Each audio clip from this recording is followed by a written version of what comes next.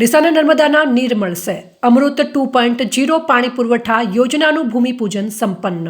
ડીસા નગરપાલિકા વિસ્તારના નાગરિકોને સ્વચ્છ અને પૂરતું પીવાનું પાણી ઉપલબ્ધ કરવાના હેતુથી ડીસા પાણી પુરવઠા યોજના અમૃત 2.0 અંતર્ગત સંપ, MSDI પાઇપલાઇન, પંપ રૂમ અને પમ્પિંગ મશીનરીની કામગીરીનું ભૂમિપૂજન કાંટ ખાતે ઉત્સાહભેર સંપન્ન થયું હતું.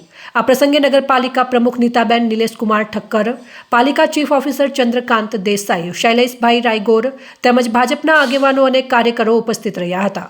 મોટી સંખ્યામાં નગરજનો, સ્થાનિક અગ્રણીઓ અને અધિકારીઓ પણ હાજર રહ્યા હતા.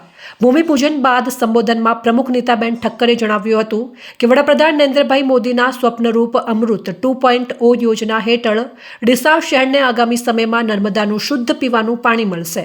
યોજના પૂર્ણ થતાં જ શહેરના દરેક ઘરમાં ગુણવત્તાયુક્ત અને 24 કલાક પાણી પુરવઠાની સુવિધા ઉપલબ્ધ થશે. આ યોજના અંતર્ગત water treatment plant, pipeline network અને આધુનિક પમ્પિંગ વ્યવસ્થાની સ્થાપના કરવામાં આવશે અને નગરપાલિકા દ્વારા કામ ગુણવત્તા તથા સમયબદ્ધ રીતે પૂર્ણ કરવામાં આવશે. પાણી પુરવઠા યોજના આધારિત ડીસા નગરની મળનારમાં નર્મદાના પીવાના શુદ્ધ પાણી માટેના વોટર ટ્રીટમેન્ટ પ્લાન્ટનું આજ રોજ ભૂમિપૂજન કરવામાં આવ્યું છે.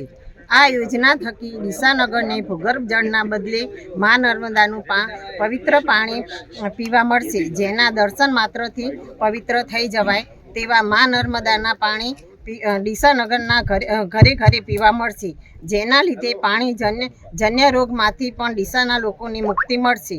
ડીસા નગરની આવડી મોટી ભેટ આપવા માટે ગુજરાત સરકારના માનનીય મુખ્યમંત્રી શ્રી ભૂપેન્દ્રભાઈ પટેલ અને આપણા ધારાસભ્ય અને રાજ્ય કક્ષાના માનનીય મંત્રી શ્રી પ્રવીણભાઈ માળીનો ડીસાના નગરજનો વતી ખૂબ ખૂબ આભાર વ્યક્ત કરું છું.